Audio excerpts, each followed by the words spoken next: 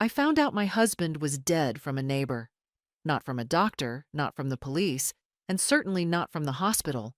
Just the woman next door who saw the ambulance drive off and thought I should know. John collapsed at the post office, she said, clutching a bag of groceries. Massive stroke. They say he didn't make it.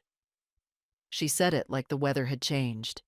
I stood on the porch in my slippers, watching her walk back across the lawn, the silence around me slowly hardening into something permanent. That was the first moment I realized John had left me unprepared. We'd been married for 47 years. I'd stopped working when I was 30, when the children were small. He'd said I didn't need to bother anymore. "I'll take care of everything," he promised, and I let him. Not because I was lazy or helpless, but because I believed him. I believed in us. For a few days, everything blurred. Phone calls, condolences, flowers from people I hadn't seen in 20 years. The funeral was brief, expensive, and cold. Our daughter Elaine flew in from Oregon, crying for half the service and scrolling her phone the other half. I tried to forgive her. Everyone grieves differently. It wasn't until the house emptied out that I noticed the cracks. First, the phone calls from the bank. A polite man named Vincent left messages asking to settle some overdue items with Mr. Lancaster's estate. I thought it was just bills, perhaps a mistake. Then came a bounced check from our joint account, the same one John had used to pay everything from utilities to the lawn guy. I logged into the bank for the first time in years and felt my stomach clench. Less than $300 remained. I sat at the kitchen table staring at the screen, the kettle whistling behind me. John always handled the finances, the taxes, the insurance, the retirement accounts, all of it. I had trusted him. I had never even had the login. He said it was one less thing for you to worry about. It turns out I should have worried. The bank wouldn't discuss much over the phone. "You'll need to come in person, Mrs. Lancaster.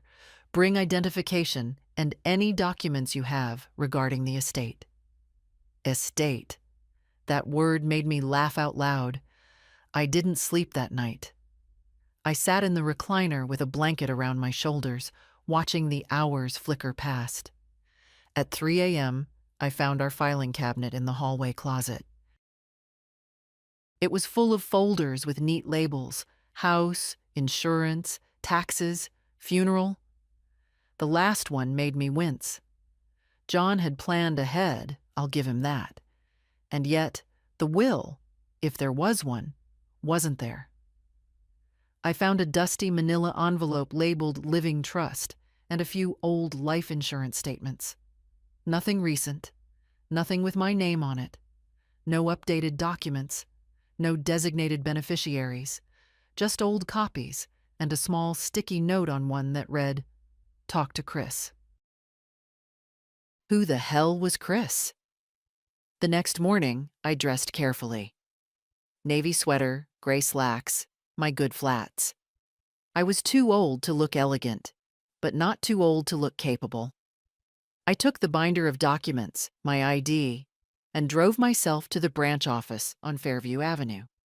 Vincent was young, maybe 35, and had the kind of voice you only get from private school and 2 decades of gentle disappointment. He looked me over politely, then pulled up our records. "Mrs. Lancaster, I'm very sorry for your loss," he began. I nodded. "Let's talk about the account." He clicked and scrolled, then paused. "There are a few complications." "Like what?" "Well, there's the matter of the joint account, which is nearly depleted, but there's also a second account, not in joint names, solely under Mr. Lancaster." My mouth felt dry. "I didn't know about that." "No?" Vincent looked genuinely surprised. "It's been active for at least 12 years. He turned the screen toward me. The numbers made my throat close. Over $240,000, regular deposits, withdrawals every few months, most of them labeled CHP services. What is CHP? I asked. Vincent hesitated. I'm not allowed to say, but it looks like a vendor or consulting group, possibly a personal arrangement. Do you recognize it? I shook my head. I didn't recognize any of it. And I certainly didn't recognize the woman's name listed as an authorized user. Christine Palmer? Not my daughter, not a relative, not anyone I'd ever heard of. She's listed here as a financial proxy, with full access. When was that added? 7 years ago. I stood slowly, my fingers cold. Is that legal? I asked. Vincent blinked. That depends. If she had power of attorney, she didn't, I said. But the truth was, I didn't know. I didn't know anything. The drive home was silent, except for the rattle in the dashboard John never got around to fixing. I stared at the road, but my mind was somewhere else entirely. 12 years of secret deposits, another woman's name on the account, a code I didn't understand, CHP services, Christine Palmer. I parked the car in our driveway, my driveway now, I supposed, and sat with the engine off, staring at the garage door. He'd built those shelves himself, said it made him feel useful. I remember how proud he looked the day he installed the automatic opener. I remember thinking, I don't need flowers or jewelry, just a man who comes home every night. I didn't know I'd married a man who lived 2 lives. Inside the house, I poured myself a cup of cold tea, untouched from the morning, and went straight for the file cabinet again. This time, I pulled every folder out and laid them on the kitchen table like cards. Mortgage, paid off. Insurance, long expired. Medical records, Social Security, birthdays, tax returns, all in his tidy handwriting. He was nothing if not organized. But no mention of Christine Palmer. No contracts, no correspondence, no receipts. It wasn't until I got to the bottom drawer that I noticed the small fireproof safe. I had forgotten we even owned one. The key was still taped to the back, where John had hidden it decades ago. It took me 3 tries to get the rusty lock to turn. Inside were 2 things: a silver pocket watch that had belonged to his father, and a thin envelope with no label. I opened it carefully. Inside, a series of printouts, account statements from the same bank Vincent had shown me, but much older. The earliest was from 2011. The first deposit, $6,000, monthly, every single month, regular as a heartbeat. And each withdrawal, CHP services. There were also 2 receipts made out to a Palmer Consultants, Inc. No address, just a P.O. box and a phone number. The receipts were for administrative support, totaling nearly $30,000 in 1 year. Administrative support for what? By noon, I was on the phone with a lawyer. His name was Harvey Mendel, a friend of a friend, retired now but still sharp. I hadn't spoken to him in over a decade, not since John and I had our will notarized. It's Mary Lancaster, I said, John's widow. Ah, Mary. His voice softened. I'm sorry. I heard. What can I do for you? I think something strange is going on with his finances. He sighed. That doesn't surprise me anymore. I told him what I knew: the hidden account, the proxy, the woman's name, the money. Do you have any documents? He asked. Yes, and the bank confirmed the account exists. Bring everything. Today, if you can. He lived in a small cottage just outside town, books stacked on every surface. Harvey didn't look surprised when I showed him the name Christine Palmer. She's come up before, he said slowly, reading the account statements. In what context? Consulting, estate planning, financial redirection, that sort of thing. What does that mean? He looked up, removing his glasses. "It means your husband may have transferred assets in a way that avoids probate, possibly even to this woman. We'll need to find out." I sat there in his old leather chair, heart pounding. Could he have done that legally, without telling me? Possibly, if he had power of attorney, or if you weren't co-owner of certain assets. But we were married. Everything was shared. Not always, Mary. Not on paper. Harvey made a few calls, one to the county records office, another to a private investigator he still worked with occasionally. Then he turned to me. "Mary, do you trust me?" I nodded. Then go home. Get some rest. I'll find out what Christine Palmer is. Who she is. Back home, I stood in the living room and looked at the photos lining the mantel. John in his Navy uniform. Our wedding day. The kids when they were small. I picked up a frame with both of us on our 25th anniversary, holding hands on the deck of a cruise ship. He looked solid, reliable, real. I stared into the glass, searching his eyes for something I might have missed. A flicker of guilt. A secret. A stranger. There was nothing. That night I didn't sleep again.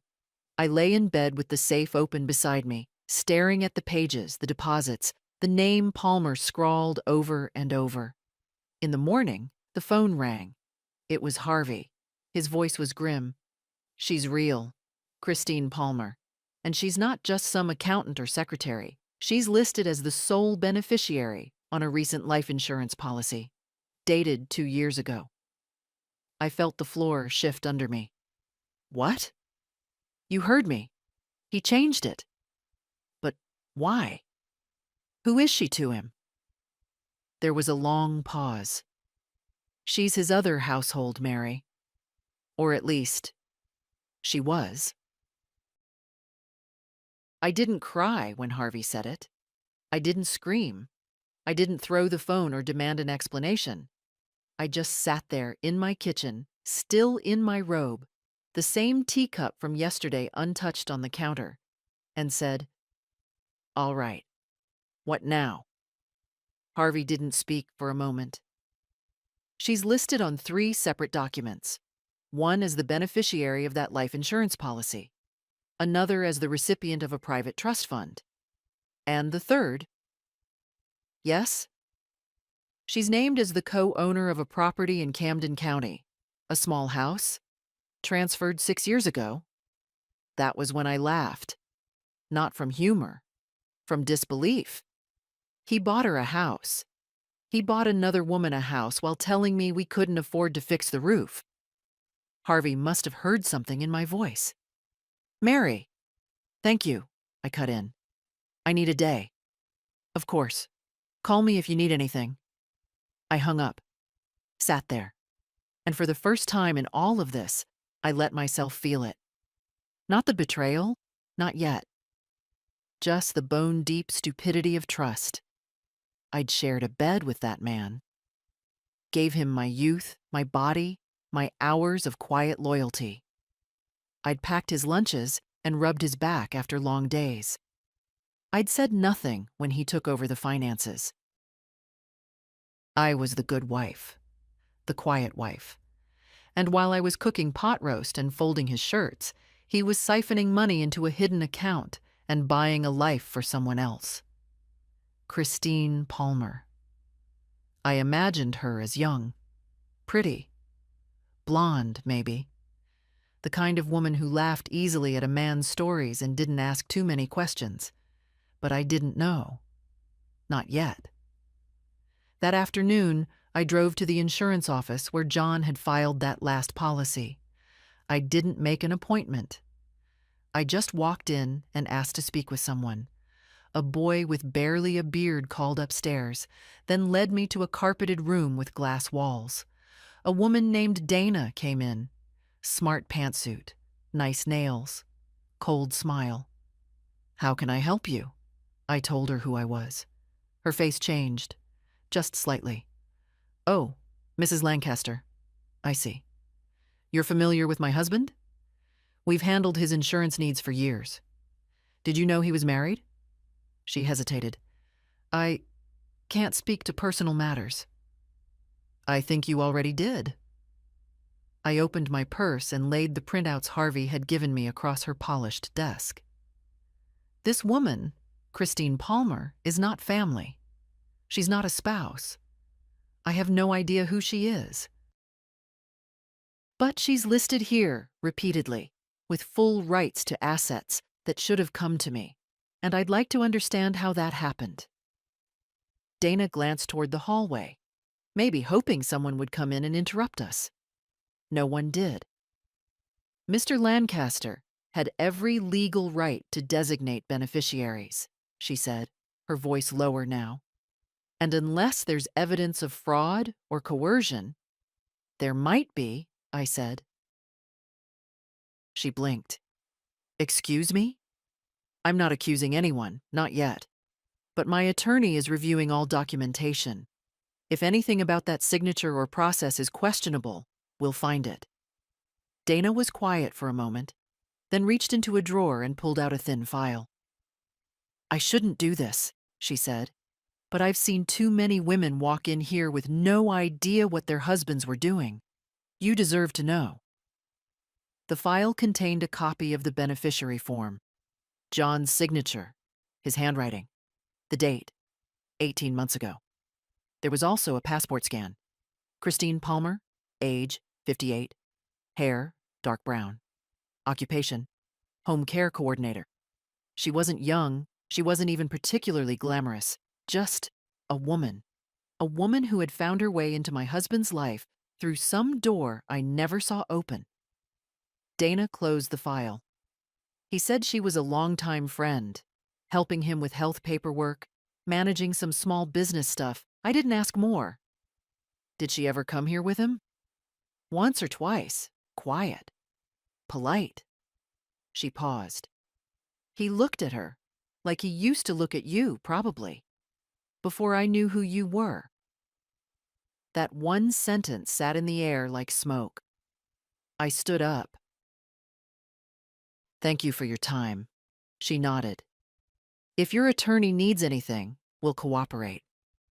I drove home slower this time, not because I was tired, but because I needed to absorb what I now knew. Christine Palmer wasn't a fantasy or a threat in a short skirt. She was a real woman, my age. Possibly a widow, possibly not. But John had trusted her, enough to leave her everything. That night I went through our bedroom, not to find secrets. I'd found enough, but to take back space. I cleared his dresser, took down 2 pictures, rearranged my side of the closet and made it all mine. I put his favorite shirts in a bag for Goodwill, left only one suit, the one he was buried in. The next morning, I woke up before the sun, not because of nightmares or joint pain, but because I was ready. Not angry, not grieving, just awake.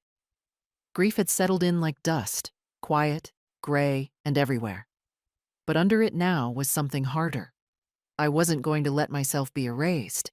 Not by John, not by Christine Palmer, not by a legal system that thought a signature could overwrite a lifetime. I called Harvey at 7:30. He picked up on the second ring. Morning, Mary. I want to see the house, the one he gave her. There was silence for a beat. Then, are you sure? Yes. I'll drive.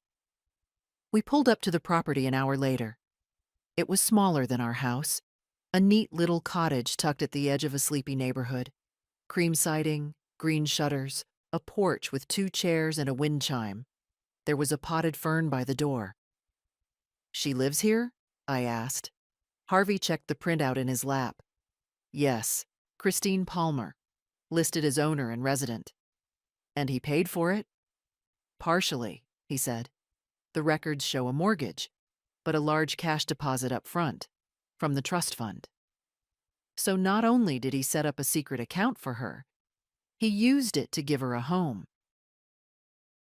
A home I'd never seen, never heard of, a porch he never built for me, a fern he never watered in our yard. I want to talk to her, I said. Harvey frowned. Mary, not to scream, not to fight. I just want to see her face. He hesitated, then gave a single nod. Let's go. We walked up the path, and before we reached the door, it opened. She was standing there in jeans and a cardigan, hair pinned back, no makeup, not glamorous, not threatening. Just a woman in her late 50s with a cautious expression. Can I help you? She asked. I stepped forward. You're Christine Palmer? She looked at me, not confused, not surprised, just wary. Yes. I'm Mary Lancaster, John's wife. A flush crept up her neck. She looked at Harvey, then back at me. I think you should come in, she said quietly. The living room was small but tidy. Photos on the shelves. None of John, not one. She motioned toward the couch. I didn't sit. I know about the account, I said. The property, the insurance. She nodded. I know he paid for all this. While telling me we were broke, I know he left you everything. Christine didn't defend herself. She didn't rush to explain. She just looked tired. I didn't know he hadn't told you, she said. I stared at her. You believed he was a single man? No. She shook her head. I knew he had a wife, but he said it was complicated, that you were taken care of, that everything was arranged. Taken care of? She met my eyes. I believed him. For a long time, I believed what he said. And what was that, exactly? That he was managing money for someone who helped him. That he wanted to leave something behind for me, for the time I spent helping him through his surgeries and paperwork. That his wife knew, and that she didn't want to be involved. I exhaled slowly. Did he ever say he loved you? She paused. Yes. And did you love him? She didn't answer, not in words. I saw it anyway. So that's what I was, I said. The invisible wife. The woman who paid the mortgage and cooked the dinners so he could play savior somewhere else. No, she said, quietly but firmly. You were the woman he feared disappointing. I was the woman he could lie to. That caught me off guard. Don't give me more credit than I deserve, she added. I accepted things I shouldn't have, because it was easier than asking what they really meant. She walked over to a drawer and pulled out a folder, handed it to me. These are the documents. Everything he ever gave me. If you're going to contest the will or the insurance or the property, I won't fight you. I didn't ask for any of it. I took the folder. It was thicker than I expected. Christine folded her hands. I buried my husband 10 years ago. John reminded me of him sometimes. His quiet, his routines. I think I wanted someone to protect me again. But you protected him, I said. You helped him build a world I wasn't allowed to enter. She nodded. I'm not proud of it. I turned to leave, then paused. There's one more thing, I said. Did he ever talk about me? Not just the wife, not just she knows. Did he ever say my name? Christine was quiet. Then, softly, he called you Mary, my compass. I closed my eyes, just for a moment. That evening, back at home, I sat at the kitchen table with the folder in front of me. Harvey read each page, slowly, carefully. He gave her legal rights to the property, but not full title, he said. There's room to challenge this, especially with how the funds were transferred. And the trust? Also vulnerable. It was created privately, but never finalized through probate. And some signatures look questionable. Then we go to court, I said. He looked up. Are you ready for that? I wasn't sure, but I nodded anyway. I've lived invisible for too long. That ends now. There's something sobering about walking into a lawyer's office with the full knowledge that you're about to upend your own life. Not rebuild it, not yet, but take a sledgehammer to what's left standing. Harvey met me at the courthouse steps the next morning with 2 thick folders under his arm and a cup of plain black coffee in the other. "You might want to eat something," he said, nodding at the empty paper cup in my hand. "I don't want to eat," I replied. "I want to win." Inside, the probate clerk's office was all cold floors and overhead lighting that made everything feel too bright, too real. We filed the petition to contest the distribution of John's trust and the revised life insurance policy. Harvey included copies of Christine Palmer's documents, the ones she had voluntarily handed over. "She's not your enemy," he reminded me again as we left the counter. "She's a witness," I corrected him, "not a friend." He didn't argue. Back home, the mail had arrived, most of it useless. But among the junk flyers and local coupons was a formal-looking envelope from a name I hadn't seen in years. Alan J. Lancaster. John's son from his first marriage. I'd barely seen him since his early 20s. He and John had fallen out after some long-ago disagreement about money, and I had always been kept at a polite distance. Still, I opened the letter with steady hands. It was handwritten. 1 page. "Mary, I'm sorry to reach out this way, but I heard about Dad. I also heard there's some dispute over his estate. I know we were never close, but I have some things you might want to see. If you're open to it, I'd like to meet. Alan." I stared at the letter, uncertain if it was a threat or a lifeline. Harvey raised an eyebrow when I read it aloud later that evening. "It could go either way," he said. "He might want a piece of the estate, or he might know something. Do I answer?" Harvey thought for a moment. Then, "Yes, but meet in a neutral place." I called the number Alan had written and arranged to meet him the next day at a small diner on the east side of town. The kind with red vinyl booths and a jukebox that hasn't worked in years. Alan was already there when I arrived, older than I remembered, heavier, but his eyes were John's exactly.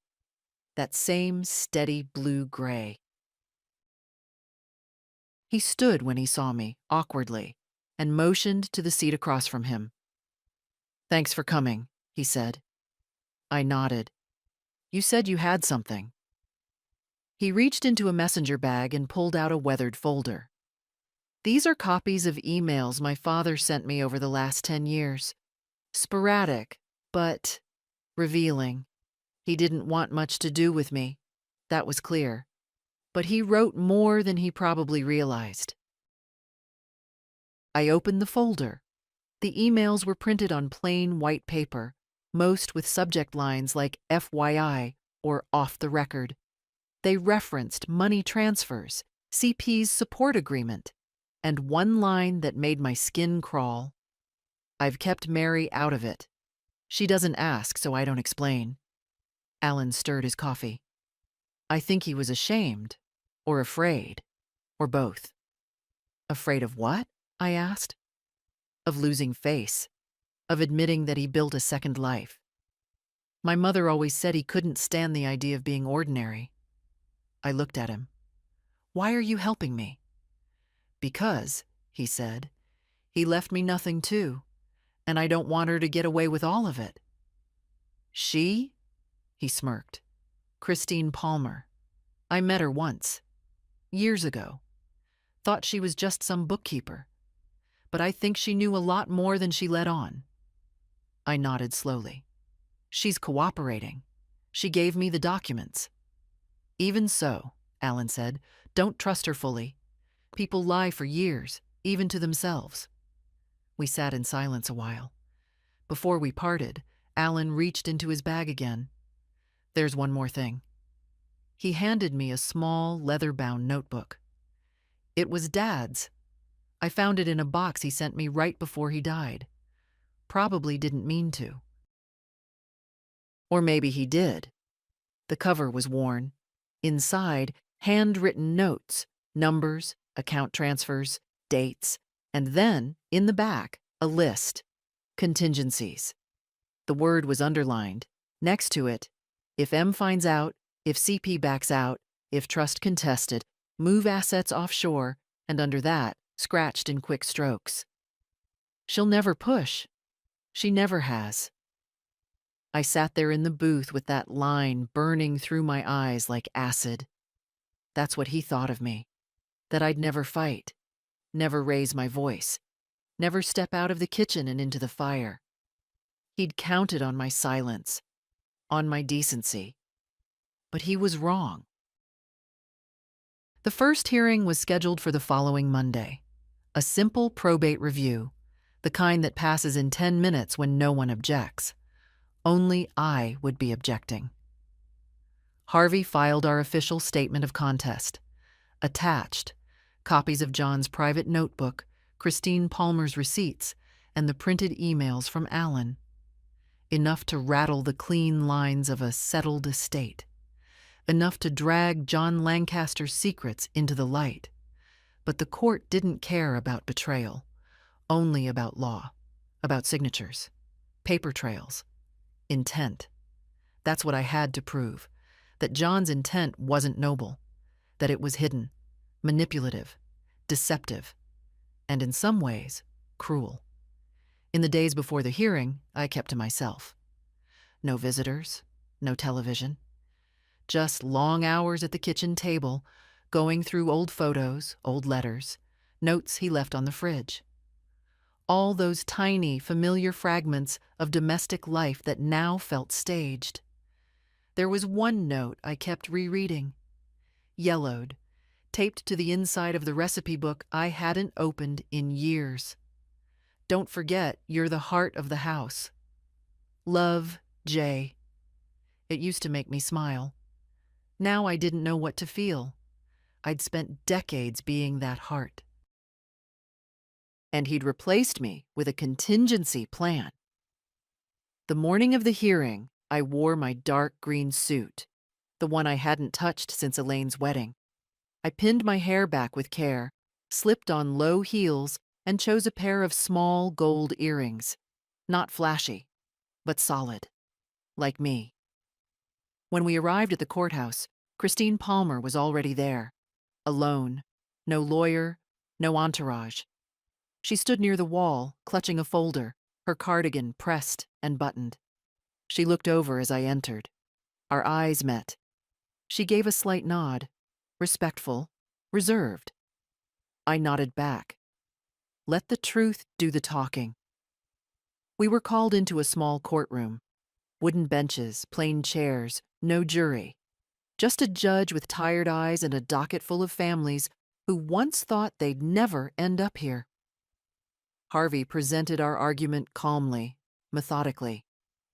Your Honor, he said, we contend that Mr. Lancaster deliberately concealed major financial activity from his spouse, diverted assets into a trust benefiting a non-family member, and misrepresented his estate. We are requesting that the trust and beneficiary designations be frozen pending investigation. The judge flipped through the documents, tapping her pen thoughtfully. Mrs. Lancaster, would you like to speak? I stood slowly, hands folded, voice steady. My husband promised to take care of me, I said. He told me I didn't need to work, that I didn't need to manage the finances, that he would handle everything. I glanced toward Christine. I believed him. For 47 years, I believed him. The judge studied me carefully. Do you have reason to believe fraud occurred? I have reason to believe I was erased, I said, not just financially, but legally, silently. She didn't flinch, just nodded. Then she turned to Christine Palmer. Ms. Palmer, do you wish to dispute the contest? Christine stood, straightened her shoulders. No, Your Honor. No, no, she repeated. I was unaware of Mrs. Lancaster's exclusion. I didn't know the extent of what Mr. Lancaster had done. I have no interest in fighting for what was never mine to begin with. The judge raised an eyebrow. Would you be willing to submit a statement of cooperation? Christine nodded. Yes, immediately. That changed everything. Harvey blinked in surprise. The judge made notes, then looked back at me. Mrs. Lancaster, with Ms. Palmer's cooperation, the court will initiate a full audit of Mr. Lancaster's trust and insurance documents. If any irregularities are found, the estate will be reevaluated. I exhaled. Just a little. It may take time, she added. I've waited long enough, I said. I can wait a little longer. Back in the hallway, Christine approached me quietly. She extended a hand. I meant what I said, she murmured. I didn't know the whole truth. But I'm not here to take anything from you. I looked at her hand, then shook it. Thank you, I said. You didn't have to show up. She gave a small smile. Neither did you. But I'm glad we both did. We parted without another word. Harvey and I rode back in silence until he finally said, You did well in there. No, I said. I did what I should have done years ago. That evening, I made a list. Not of things to do, not court dates or legal steps, just names. Elaine, daughter; Alan, stepson; Christine, maybe not an enemy; Harvey, trusted. And below that, I added a single line. Mary Lancaster, not invisible. Not anymore. It rained the next morning. The kind of steady, curtain-like rain that turned the backyard into soft mud and made the wind chimes rattle low and tired. I stood at the window with a cup of tea, watching the drops slide down the glass, and thought, this is the first day I've ever truly owned. Not shared, not waited for permission, not asked what John thought. Mine. The phone rang just after 9. Harvey. The judge approved a formal estate audit, he said. I got the notice this morning. I took a slow breath. So, now what? Now we dig. The court will assign a financial examiner. They'll look at the transfers, the trust documents, insurance, and any related accounts. If anything smells even slightly off, they'll flag it. And if it's all legal? Harvey hesitated. Even if it's legal, it doesn't mean it was right.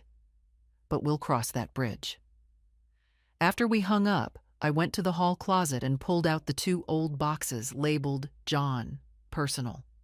I'd packed them myself after the funeral, but I hadn't looked inside since. The first box was full of keepsakes, Navy medals, cards from old co-workers, church bulletins, nothing useful. But the second box held something else, a gray leather planner. John never used digital calendars, said screens made him feel dizzy. I opened the book and flipped to the back where he kept notes, reminders, and, apparently, passwords. There it was, a scribbled code I recognized from the bank file, and next to it, another name, Maddox and Brown, LLP. I didn't know what they did, but I remembered the name from a return address on an envelope John once shoved into a drawer when he thought I wasn't looking. I called Harvey. Ever heard of Maddox and Brown? Unfortunately, yes, he said. Financial law, some estate planning. But they're also known for helping people bury assets quietly. I found a note in his planner. Could they be holding something? Very possible. He made the call for me. They confirmed they had documents and agreements on file, but wouldn't release anything without a formal request from the estate administrator, which for now wasn't me. I stood in the middle of my kitchen, clutching the phone like it could give me back the last 10 years. He had hired professionals to hide things from me. Not a mistress, not a gambler, not a fool, a strategist. John Lancaster had built a quiet empire behind my back. That evening, Elaine called. It was the first time since the funeral she'd reached out on her own. "Mom," she said, "I heard about the court thing. Is it true?" "It is." There was a pause. "Why didn't you tell me sooner?" I sat down slowly. "I wasn't sure you'd care." "Of course I care. You flew home for one night, Elaine. You didn't ask how I was paying for the funeral. You didn't even ask if I needed help closing his accounts." Her voice cracked. "I didn't know how to help. I thought you had it under control." "I did, and I didn't." Silence again. Then, "What are you going to do if they rule in your favor?" I looked around the living room. The faded curtains. The couch I bought with a sewing bonus in 1985. The worn carpet John said wasn't worth replacing. "I'm going to fix the house, fix the roof, replace the windows, and then I might take a trip." "A trip?" "Yes, Elaine, a trip. I haven't left this town in 30 years. Her voice was quiet. "Can I come visit next weekend?" I closed my eyes. "Yes, honey, you can." After the call, I pulled out a pen and paper. Not for another list this time, but a letter. "To whom it may concern, my name is Mary Lancaster. I am the legal wife and surviving spouse of John Henry Lancaster, who passed on March 12th.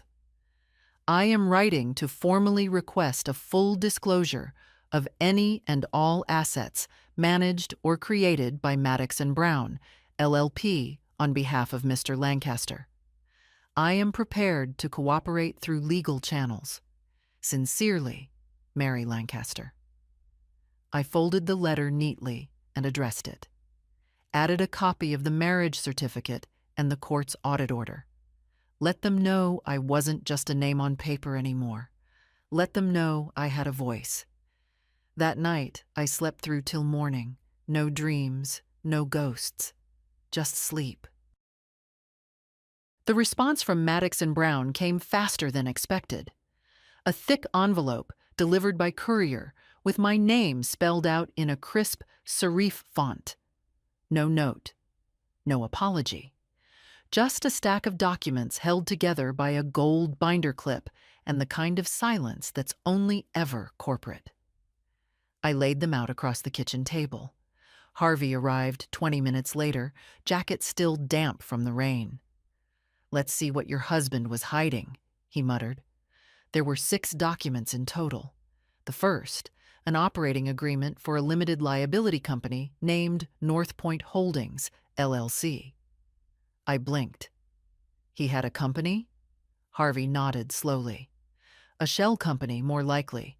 Used to hold property or assets discreetly. Look here, registered in Delaware.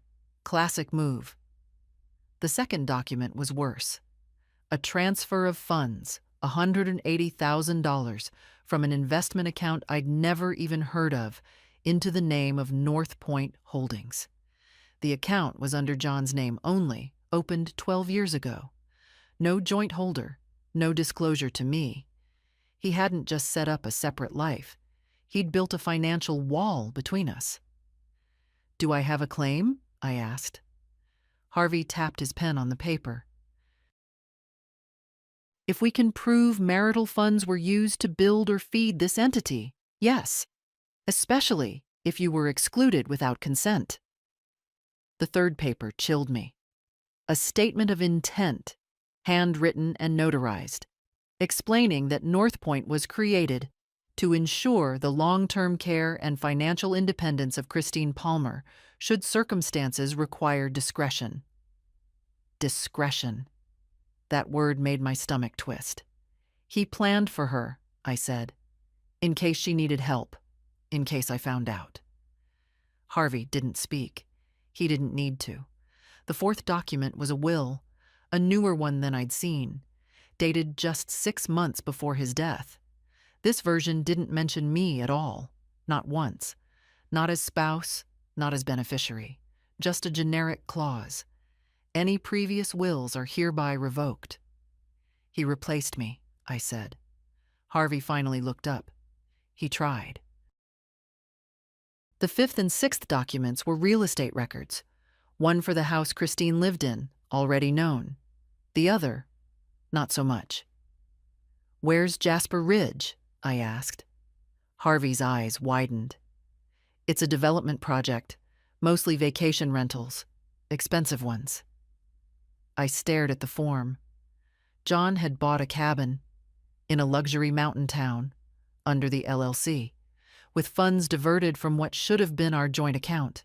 He had plans, getaways, secrets. While I was home scraping dried gravy off the stove and telling myself a quiet marriage was a happy one. "I want it all reviewed," I said. "Every transfer, every asset, every name." Harvey nodded. "We're building a solid case, stronger than most I've seen." "And Christine?" He folded his hands. "She submitted a formal waiver of interest. She won't fight any court decision. Said she'll testify if needed." I sat back, tired, angry, clear-headed. "She fell for a man who lied to her," I said. "I fell for the same man, but I stayed." That night, I took the old wedding album from the shelf, not because I missed him, but because I wanted to see what I had missed. There we were, in front of the courthouse, me in a second-hand dress with lace at the sleeves, John in a suit 2 sizes too big, smiling like people who didn't know yet how far trust could stretch before it breaks. Photo after photo of birthdays, barbecues, vacations at the lake. But always, I noticed now, he held the camera. He narrated the story. He arranged the angles. I had smiled at a lens while he kept the film. It was his version of our life I'd lived in. No more. I closed the album and slid it onto the bottom shelf. Tomorrow, we'd be in court again. And this time, I'd bring my own voice. The courthouse smelled like dust and old air conditioning. The kind of place where time didn't pass, it just hovered. We were scheduled for 10 a.m., courtroom 2B. When I arrived, Harvey was already there, seated near the front, organizing his notes with the same calm precision he always had. Christine Palmer sat behind him, alone again. Dressed plainly, hair tucked behind her ears. She looked more like a schoolteacher than the woman who'd quietly inherited half my husband's legacy. I didn't look away when our eyes met. She nodded once. I didn't nod back. The judge entered, robe trailing, expression unreadable. The clerk called the case. Harvey stood. "Your Honor, we are here today to present evidence that a significant portion of Mr. Lancaster's estate was created and moved in a way that deliberately excluded the legal spouse. We are also submitting proof that the funds used to create that estate originated during the marriage, making them subject to equitable distribution." The judge didn't blink. "Proceed." For the next 30 minutes, Harvey presented everything. The shell company, the bank transfers, the secret accounts, the revised will, the second property. Christine's signed waiver, Alan's supporting statements. At one point, he turned and gestured toward me. Mrs. Lancaster was not only uninformed, she was intentionally excluded. This is not a case of oversight. It is a pattern of concealment. The judge looked at me. "Mrs. Lancaster, would you like to speak?" I rose, heart steady, voice low. "My husband spent years preparing for a future I didn't know existed," I said. "He told me to let him handle things, and I did. I thought that was trust. But it was silence. I kept our house running. I gave up work. I gave up control. Because I believed him when he said, 'You'll always be taken care of.'" I paused. He did take care of someone, just not me. There was a rustle behind me, someone shifting in their seat, but I didn't turn. I'm not here for revenge, I said. I'm here because I deserve to be in the story of my own life. The judge nodded slowly. Thank you. Harvey submitted the final documents, and the judge excused us while she reviewed the file. A decision would be issued within 2 weeks. Outside, the air was warm for October. Harvey and I stood near the courthouse steps, his tie flapping slightly in the breeze. You were perfect, he said. I wasn't trying to be, I replied. I just told the truth. Christine approached us hesitantly. I want to apologize again, she said. I know that's not enough, but I don't need an apology, I cut in. I need distance. She nodded. Understood. Then she looked at Harvey. I'm leaving Wilmington. I've signed the deed for the property back to the estate. I don't want anything he left behind. Harvey gave a polite nod.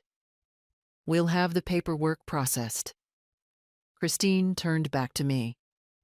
I hope someday you'll believe me when I say, I was fooled too. She walked away without waiting for an answer. I didn't stop her. Back home, the house felt different. Not heavier, not anymore, but quieter, like the air had shifted. I went into the bedroom and opened the drawer where John kept his old things, his cufflinks, his wedding ring. I took out the ring and held it in my palm. It was gold, simple, worn smooth with time.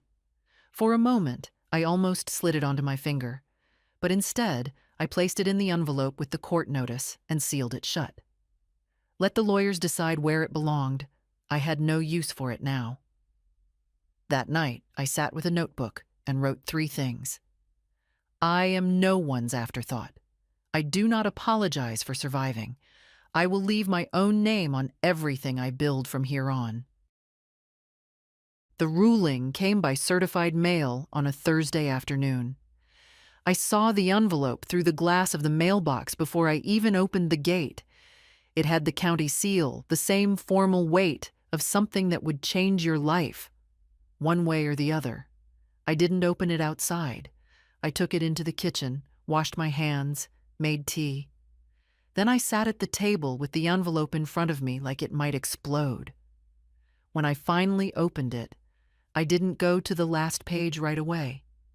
I read every paragraph, every dry, factual sentence. The judge's words weren't dramatic.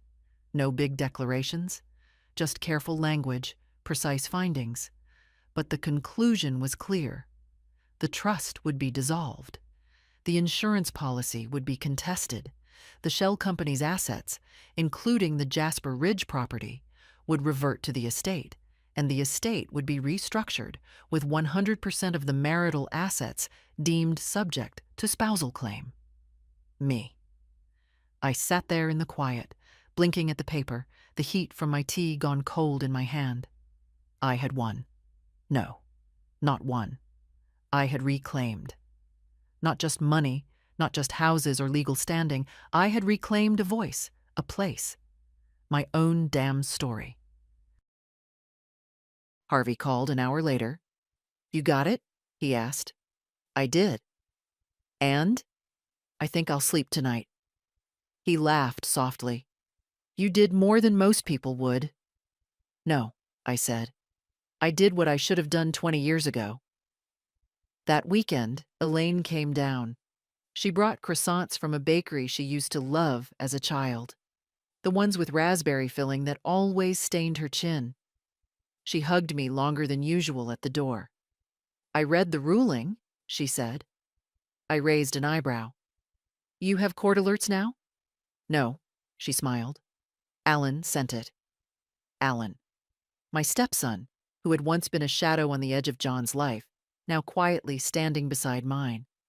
We'd spoken a few times since the hearing. Nothing deep, but honest. Over coffee, Elaine fidgeted. Mom, I need to say something. I waited. I was angry. When Dad died, I felt like you'd given up. I didn't understand why you didn't ask for help, why you didn't say how bad things were. I didn't think I could, I said. For years, I'd been told I didn't have to worry, that I wasn't supposed to handle those things. So when it all collapsed, I didn't know where to start. I wish I'd seen it sooner. You were grieving. No, she shook her head. I was hiding from all of it. We didn't cry. That wasn't how we did things. But she reached across the table and squeezed my hand. You deserve better, she said. I know, I replied. I'm finally learning that. Later that night, I walked through the house with a yellow legal pad, making notes.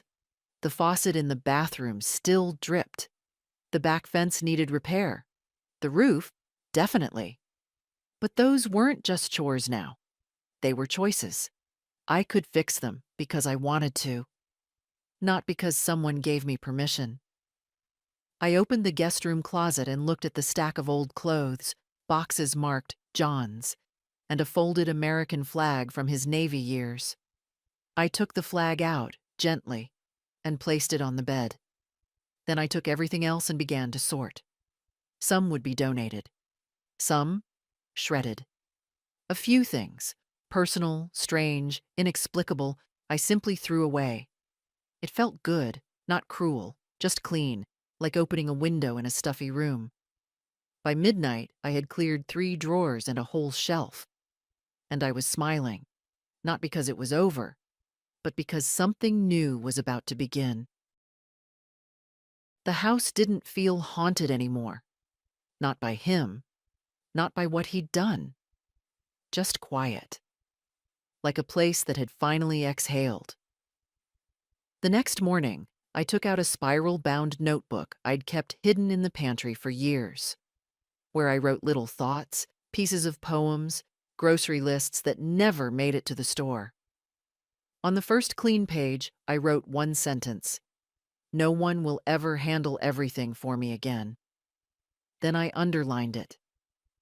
Later that day, I went to the hardware store, bought new curtains, a can of paint for the hallway, and a replacement light fixture for the kitchen John always said was too expensive to bother with. It wasn't. I just hadn't been the one to decide. The young man at the counter offered to carry it all to my car. I thanked him, but declined. He smiled like I'd surprised him. I was getting used to that. The next week was filled with paperwork. Harvey helped transfer the Jasper Ridge property into my name. I'd never owned a second home before, especially not one in the mountains, wrapped in pine trees and silence. You should see it, he said over the phone. It's beautiful and very well maintained. He had it cleaned monthly, apparently. Always ready. Ready for what? A future that never came, or one I was now free to rewrite? I told Harvey I'd go, just not yet. There was still more to sort here. Christine Palmer sent me a letter, handwritten, 2 pages. No apologies, just clarity. I still think about him, she wrote, but I no longer trust my memories of him. That's the hardest part. He was kind, but he was never honest. I thought we were building something true. I see now that I was a chapter in someone else's story, not the author. You deserved better. I hope, with time, you get it. I folded the letter and placed it in the box marked Keep, not because it meant much, but because it was honest, at least now. Alan stopped by unexpectedly that Saturday. He brought a folder of final paperwork and 2 takeout coffees. I figured this would all feel better with caffeine, he said. He looked older than John ever did. Something in the way he moved. Slower, less sure. But there was no sharpness in him now, just a quiet, resigned decency. As we signed the last forms, I asked, "Did your father ever say anything to you about the cabin?" Alan hesitated, then nodded. He called it his insurance plan, said everyone needed one. I laughed once, bitter. An insurance plan for what? For feeling like a good man, I think, Alan said, even when he wasn't one. We sat in silence for a while after that, no one needing to explain anything. When he left, he turned back and said, "You did what none of us could. You finished it." I didn't answer, just watched his car disappear down the street. That night, I packed a small suitcase. Nothing dramatic, just a few sweaters, a notebook, and a photograph of me on the front porch, from before everything cracked open. I left the lights on, locked the door behind me, and drove to Jasper Ridge. The road was long and winding, the trees thicker than I remembered from years ago when John and I had once driven through this town on the way to a church retreat. He hadn't said a word about having property here then. The cabin sat near the top of a hill with a view of the lake in the distance. Small, wooden, quiet, clean, almost impersonal, like a hotel room dressed as a home. Inside, everything was neutral. Beige walls, plaid couch, a kitchen table set for two, though no one had ever eaten here. I opened the windows, let the mountain air in. There was a fireplace. I lit it. There were no photos, no books, no hint of a life lived, just a space waiting for meaning. I stood in the center of the room, hands on my hips. "Well," I said aloud, "you bought her a secret. Now it's mine." And for the first time, I didn't feel like I was standing in the ashes of someone else's choices. I felt still, not triumphant, not bitter, just steady, like I had become the center of the room. The second morning in the cabin, I didn't wake up to an alarm, or to the sound of John's cough, or to the radio he used to play too loud while shaving. I woke up because my body was rested. The sun cut through the pine trees, soft and gold. The air was thin, quiet. For a long while, I just lay there under the blanket, staring at the ceiling beams, wondering how many lies had floated through this room. But not mine. I hadn't lied. I'd endured. I made tea in the little kitchen. There was a kettle, unopened boxes of chamomile and Earl Grey. Someone had stocked it like a rental. No fingerprints, no story. I sipped slowly, watching the lake through the fogged window. And then I sat down at the table and wrote a letter. Not to John. He didn't deserve another word. To myself. You lived in silence. You loved in good faith. And when the house burned down, you stood in the ash and said, "What now?" You didn't disappear. You rebuilt. No one saw it coming. Not even you. I folded the page, slipped it into the notebook. That day, I walked the trails behind the cabin. Not far, not fast, but far enough to feel my knees ache and my lungs work and my body remind me I was still here. A woman in her 70s, alone and not afraid. I picked up pine cones and left them on the steps like offerings. By sunset, I'd decided I would keep the cabin. Not as a monument, not as some petty victory, as a retreat, a place of my own. Harvey called while I was eating toast. "Wanted to let you know," he said. "The estate audit is officially closed. You have full claim to all assets." "Even the investment accounts?" "Everyone. They ruled in your favor. It's over." I paused, not from shock, just from the weight of closure. "Thank you, Harvey, for everything. You're the one who did it, Mary." After we hung up, I sat with my toast, chewing slowly. I had money now, real money, properties, accounts, a future. But what I felt most was permission. Permission to decide, to want, to begin again.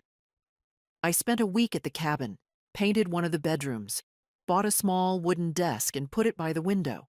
I started writing every morning, not memoirs, not confessions, just fragments, sentences I hadn't had time to think until now.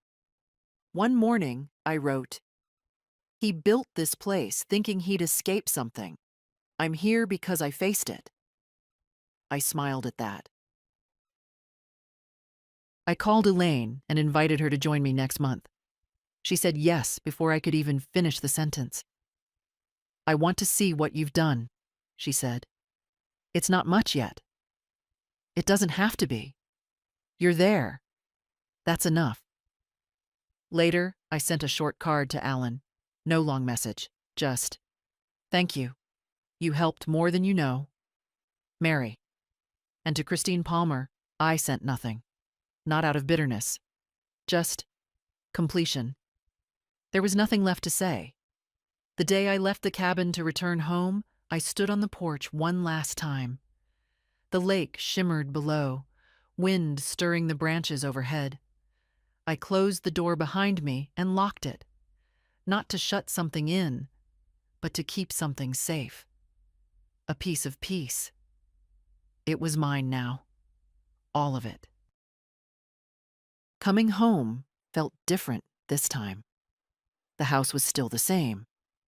The sag in the porch steps, the slight creak in the hallway floor, the wallpaper in the dining room I never stopped disliking.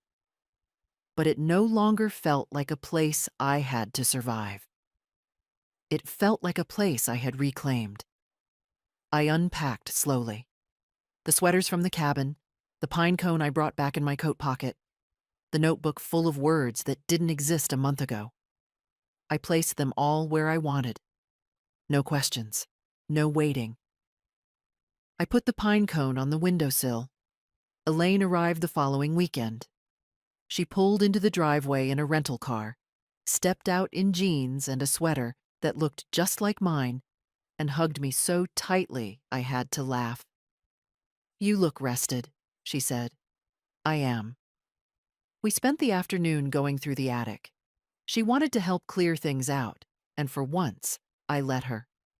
We sorted old holiday decorations, her childhood drawings, boxes of John's tools and paperwork that had sat untouched for years.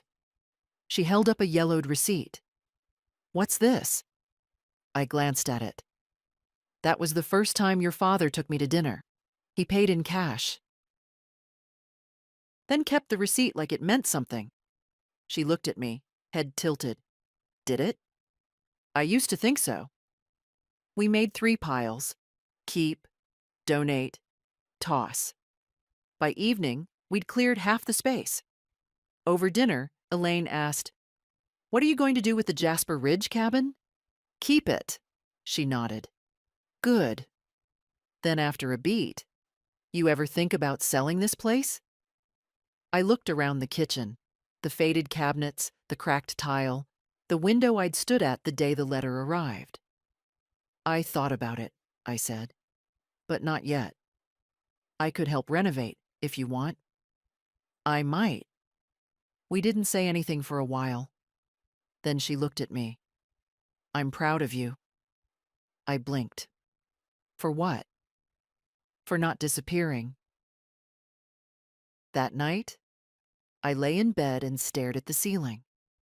I thought about how many nights I had once spent here in silence. Obedient, unquestioning, trusting in the wrong places. I wasn't that woman anymore. The next day, I called a contractor about the roof. Then I called the Women's Center down the street. The one that offered support for widows, divorcees, women who'd found themselves starting over. "I'd like to volunteer," I said. "Not as a counselor, just someone who's been through it." They welcomed me with warmth, asked if I'd be open to speaking in one of their small group meetings. "I'm not a speaker," I said.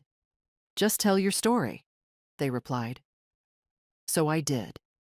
A week later, I sat in a circle of folding chairs across from women in their 40s, 60s, some older than me. I told them what I had lived through, what I hadn't seen, what I wished I'd questioned sooner. They listened without judgment.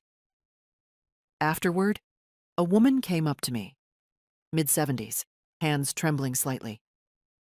"My husband died last year," she said. and now I can't find our accounts. I thought I was crazy. You're not, I told her. You're not invisible either. She cried quietly. I held her hand. After that, I went back every Tuesday. Not to relive the past, but to make sure someone else didn't sleepwalk through theirs. At home, the windows were open more often. The curtains I bought on my own rustled in the breeze. I rearranged the living room furniture, gave away John's recliner, bought a chair I liked, deep green, soft, wide enough to curl into. Elaine sent me a photo of her dog sitting beside the pine cone I'd brought to the cabin. He's guarding it like treasure, she wrote. It was treasure, in a way, proof that even the smallest forgotten thing can mean something when it's chosen freely. The first Christmas after everything, I didn't put up the old decorations. I didn't dig through the attic for the wreath John used to hang crooked every year, or the chipped porcelain angels we bought at a church sale in '92. Instead, I bought a small tree, real, fragrant, and strung it with plain white lights and silver ribbons. No ornaments, no memories attached, just peace. Elaine came to stay for the week. She brought her dog, a shaggy thing named Milo, who shed like a blizzard, but followed me from room to room as if we'd known each other for years. I didn't mind. He was quiet company, and I liked the way he curled against my feet when I sat down. You know, Elaine said one evening, watching me wrap a gift, you're different now. Older? She laughed. No, lighter, like you finally stopped bracing for something. I didn't answer right away. I had spent decades bracing for disappointment, for silence, for the edge I was never quite allowed to cross. I'd made myself small in the name of harmony, and when everything fell apart, I'd expected to feel broken. But I hadn't broken. I'd grown into the space he left behind. On Christmas morning, we drank coffee in our pajamas and opened presents slowly, the way we hadn't since Elaine was a teenager. She gave me a set of watercolor pencils and a new sketchbook. I remembered you used to draw, she said. I did, I replied. I stopped. Well, she shrugged, now you can start again. I flipped through the blank pages, clean, full of possibility. Later that afternoon, I took a walk around the block. The neighborhood was quiet. Lights in the windows, the scent of pine and chimney smoke in the air. Mr. Harrell waved from his porch. Merry Christmas, Mary. Merry Christmas, I called back. It had been years since anyone in this street had used my name without pairing it with John's. I liked the way it sounded on its own. That evening, after Elaine had gone to bed, I sat at the kitchen table and wrote a letter. Not to send, just to write.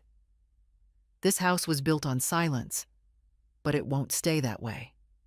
I've painted the walls, torn up the carpet, opened every window. I've replaced the locks. I've learned how to ask the questions I used to avoid. I'm not angry anymore. I'm not waiting. I'm here. I tore out the page and pinned it to the corkboard above the phone, where his calendar used to hang. A week later, I got a call from the Jasper Ridge property manager. There's a woman looking to rent one of the nearby cabins, she said. Asked about yours, if you were open to lending it out. What's her name? Doesn't want to say yet. Just said she knew you. Said it changed her life. I didn't have to ask. No, I said. It's not available. But tell her I hope she finds what she's looking for. I hung up gently. Then I walked through the house, room by room, with the lights dimmed and the tree glowing softly in the corner. This home was mine now. In name, in story, in every inch of air it held. I wasn't a woman rescued. I was a woman returned. The first time I stood in front of a crowd and told my story, my hands shook. It was a community event at the Women's Center. Folding chairs, weak coffee, a few polite claps as I was introduced. They called it Rebuilding After Loss. I'd agreed, thinking 10 people might show up. There were nearly 40. I told them the truth. Not the headlines, not husband hides second life or widow uncovers secret estate. Just what it felt like. To give your whole self to someone. To find out they left you crumbs. To pick up those crumbs and bake a new kind of life. I didn't cry. I didn't make it a performance. I just said the words plainly. I told them how I sat in my kitchen and thought about how small I'd made myself for the sake of peace. How I didn't even know the shape of my own name until I had to say it in court. And how I learned to say it louder. When I finished, no one clapped at first. Just silence. Then someone stood. Then another. Then the whole room. Afterward, a woman came up to me. Gray hair, soft eyes. Looked like she hadn't slept in a month. She said, "I didn't know I was allowed to be angry." I touched her hand and said, "You are. You always were." In the months that followed, the world didn't change. But I did. I hired contractors to fix the roof. Chose the color myself, slate blue. Not because it was trendy, because I liked it. I tore up the dining room carpet and put down wood floors. I bought a new kettle. I painted the front door yellow. Elaine helped with most of it. Not because she had to, because we were learning how to be in each other's lives without shame. I visited the cabin once a month. I wrote there. Nothing fancy. Just pages about the things no one warns you about. Loneliness inside a full house, the weight of silence, the way a woman can disappear in plain sight. I donated John's Navy memorabilia to the local historical society. Gave his suits to a shelter.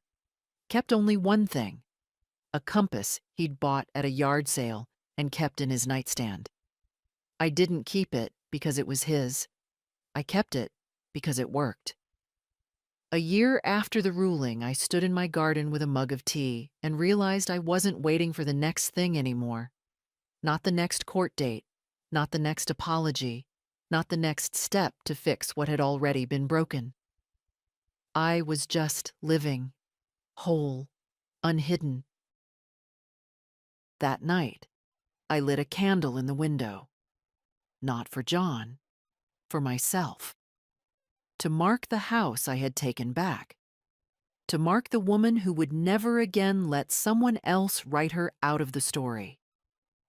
And if you're reading this, if you've ever felt like the walls around you belonged to someone else's dream, know this: you are not too late. You are not too quiet. You are not too small. You can begin again. And if this story meant something to you, share it. Leave a comment. Tell someone else they're allowed to speak. We don't rise alone.